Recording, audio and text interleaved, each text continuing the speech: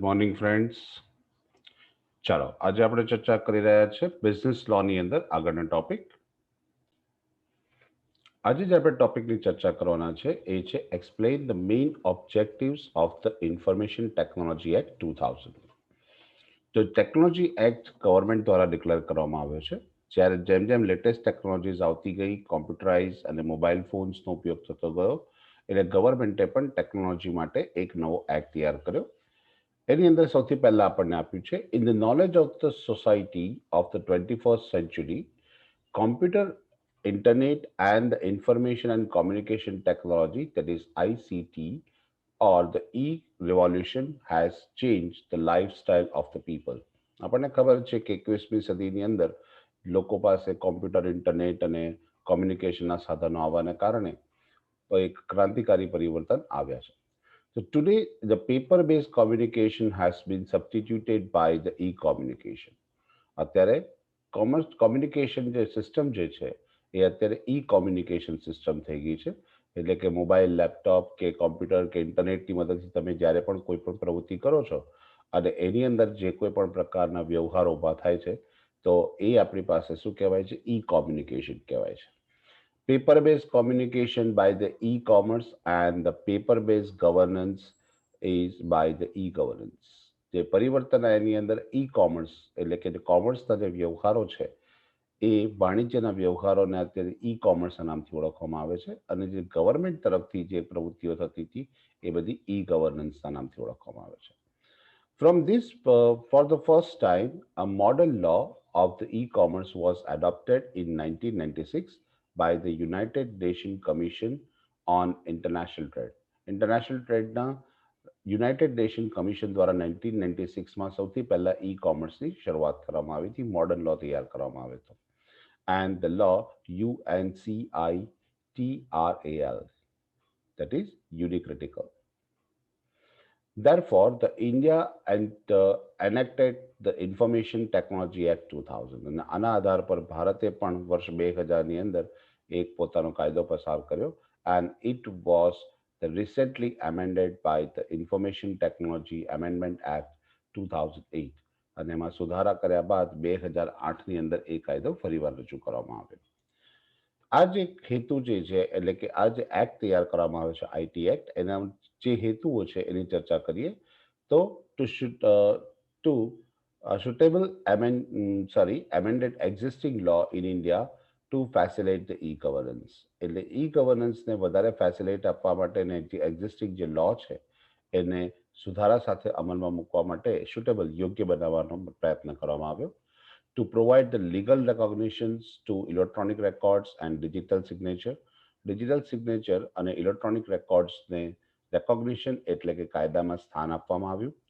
To provide the legal recognitions to the basic contract and the creations of the rights and obligation through the electronic media.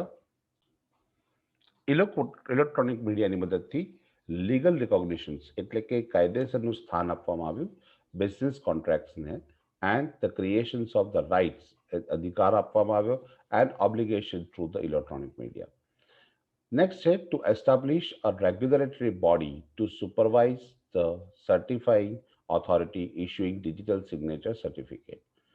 એક regulatory body તૈયાર કરવામાં આવી કે જે digital certificate issue કરે છે, digital signature certificate issue કરે છે, એને સર્ટિફાઈંગ ઓથોરિટી આપવામાં આવી. સાથે સાથે એની પ્રવૃત્તિઓ પર દેખરેખ રાખવાની પણ જવાબદારી સોંપવામાં આવી. ત્યારબાદ to create civil and criminal liability for the contraventions of the provisions of this act. અને જે આ કાયદાનું જે ઉલ્લંઘન કરશે એટલે કે જે નિયમનો ભંગ કરશે એના માટે સિવિલ લાયબિલિટી એટલે કે સામાજિક, જેને આપણે કેદ કહેતા હોઈએ છીએ અને દંડ કહેતા હોઈએ છીએ, એ સિવિલ અને ક્રિમિનલ લાયબિલિટી પણ બંને આની અંદર ઊભી કરવામાં આવે. To prevent the misuse of the e-business transaction. e-business ટ્રાન્ઝેક્શનના જે મિસયુઝ એટલે કે દુરુપયોગ જે કરતા હોય તે અત્યારે આપણે ઘણી બધી જગ્યાએ જોતા હોઈએ છીએ કે ઘણી બધી પ્રવૃત્તિમાં ફ્રોડ થતો હોય છે. એટલે તમે પેમેન્ટ કરી દીધું હોય, ઓનલાઈન પેમેન્ટ કર્યું, ગૂગલ પે હોય કે પેટીએમથી તમે પેમેન્ટ કર્યું હોય અને પેમેન્ટ કરતાની સાથે પેમેન્ટ થઈ જાય છે પણ સામે વસ્તુ આપણને મળતી નથી અથવા પેમેન્ટ રિસીપ્ટ મળતી નથી, બરાબર છે. તો આની અંદર કોઈપણ પ્રકારનો જો કોઈ વ્યક્તિ મિસયુઝ કરે, બરાબર છે, તો એના માટે ક્રિમિનલ લાયબિલિટી કે સિવિલ લાયબિલિટી ક્રિએટ કરે છે. To facilitate the e-governance and to encourage the use and acceptance of the electronic records and digital signature in government office and agencies. સાથે સાથે એ લોકોએ કર્યું કે ઈ ગવર્નન્સ જે ફેસિલિટીઝ જે છે એટલે કે સગવડો ઊભી કરી and encourage the use and acceptance of the electronic records. Electronics રેકોર્ડ્સને માન્યતા પ્રદાન કરવામાં આવી. પહેલાંના સમયની અંદર ઇલેક્ટ્રોનિક રેકોર્ડને એટલી માન્યતા નથી આપવામાં આવતી, બરાબર. અને digital signature in government offices and agencies, એટલે સરકારી ઓફિસોમાં અને એજન્સીઓની અંદર એને માન્યતા પ્રદાન કરવામાં આવી. To make the consequential amendments in the Indian Penal Code 1860 and the Indian Evidence Act 1872 to provide for the necessary changes in the various provisions which deal with the offense relating to document and paper-based transactions. સાથે સાથે Indian panel code 1860 અને સાથે સાથે Indian evidence code જે આપેલું છે, evidence act આપેલો છે 1872, એ બંનેની અંદર જરૂરી પરિવર્તન કરવામાં આવ્યા અને કેટલાક પ્રોવિઝન્સ એની અંદર ઉમેરવામાં આવ્યા which deal with the offence relating document and paper base transaction. જે પેપર બેઝ ટ્રાન્ઝેક્શન કે ડોક્યુમેન્ટ્સ આધારિત જે કોઈ પણ પ્રકારના નિયમો હતા એના પ્રોવિઝન્સ ઊભા કરવામાં આવ્યા. To amend the Reserve Bank of India 1930, Act 1934 so as to facilitate the electronic fund transfer between the financial institute. નાણાકીય સંસ્થાઓ વચ્ચે જે નાણાંની આપ લે થતી હતી એને પણ રિઝર્વ બેંક ઓફ ઇન્ડિયાના કાયદા હેઠળ ફેસિલિટેટ કરવામાં આવ્યું અને ઇલેક્ટ્રોનિક ફંડ ટ્રાન્સફરને માન્યતા આપવામાં આવી. ત્યાર પછી આપેલું છે explain the term digital signature and distinguish between the digital signature and electronic signature. આપણે બે પ્રકારના શબ્દોનો ઉપયોગ કરીશું. એક છે ડિજિટલ સિગ્નેચર અને જે બીજો શબ્દ છે ઇલેક્ટ્રોનિક સિગ્નેચર. આ બંને વસ્તુનો મતલબ શું છે અને એનો અર્થ શું છે આપણે બંને સમજીએ. પહેલા તો આપણે સમજીએ ડિજિટલ સિગ્નેચર શું છે. તો digital signature, basically digital signature is a secured method of authenticating electronic records or message and identifying the originator of the electronic records or message.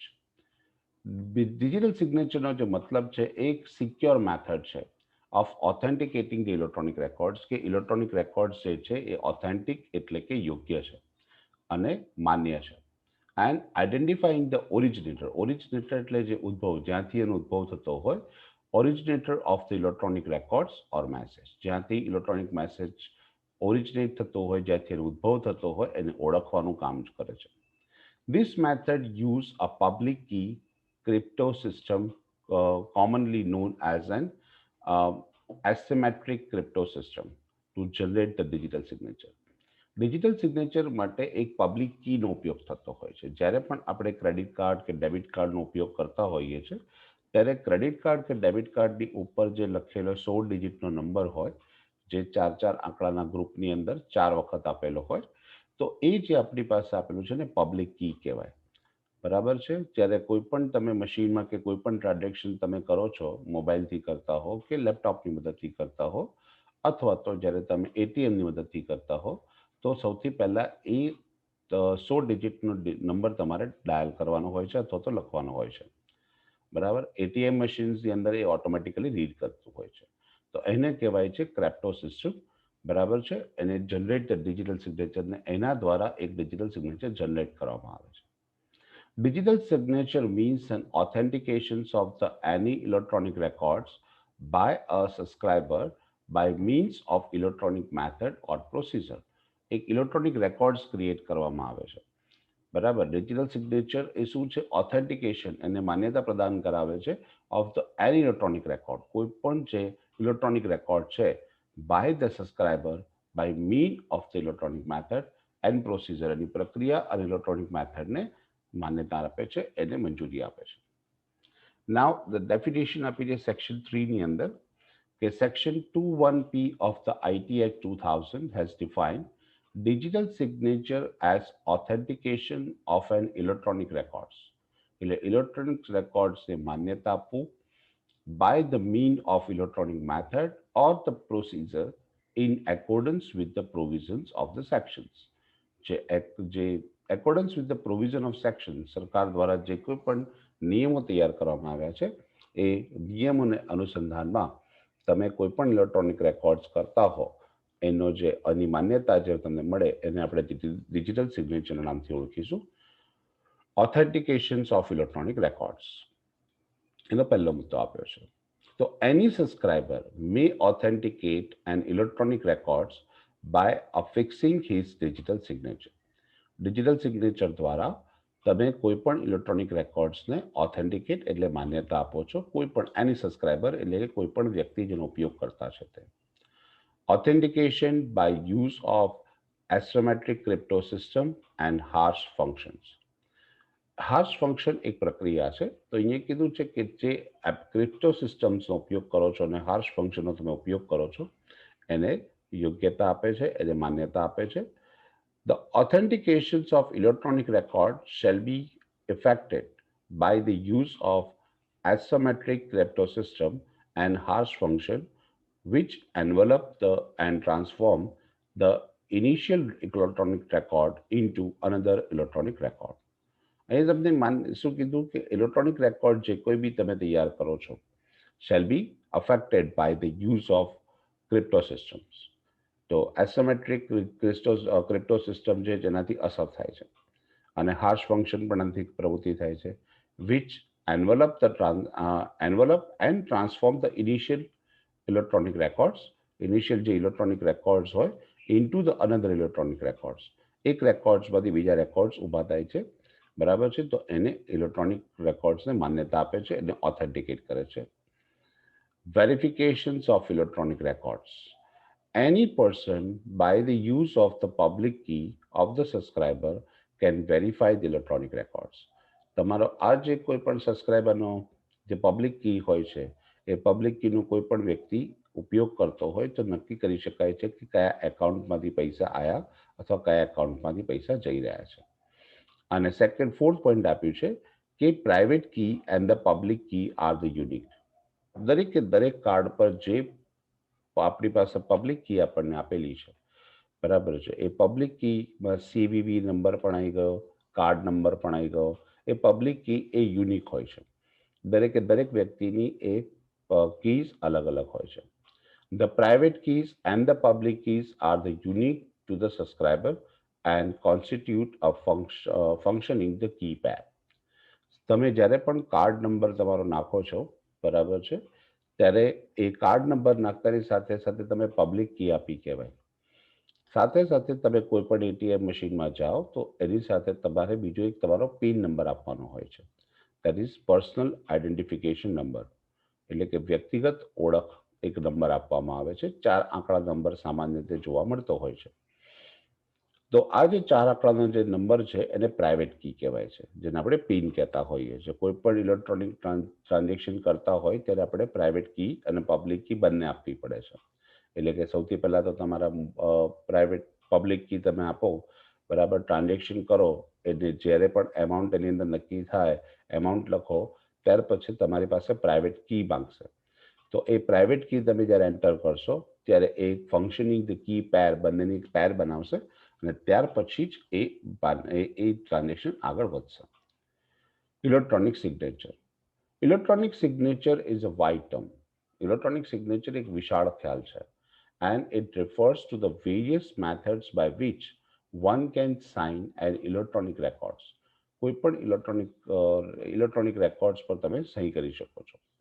Electronic signature is an technology natural terms as may be taken as form or could be the created by the different technologies. અલગ અલગ સ્વરૂપની અંદર different technologies દ્વારા એના natural term જેવી જ એક તૈયાર કરવામાં આવે છે એને અને અલગ અલગ બેની forms and could be created by the different technologies અલગ અલગ ટેકનોલોજીસ દ્વારા તૈયાર કરવામાં આવતા હોય છે. આટલો ટોપિક આપણી પાસે છે. તો એની ચર્ચા વધુ જે ચર્ચા છે ઇલેક્ટ્રોનિક સિગ્નેચરના એની અંદર આપણે નેક્સ્ટ લેક્ચરમાં કરીશું. બાય.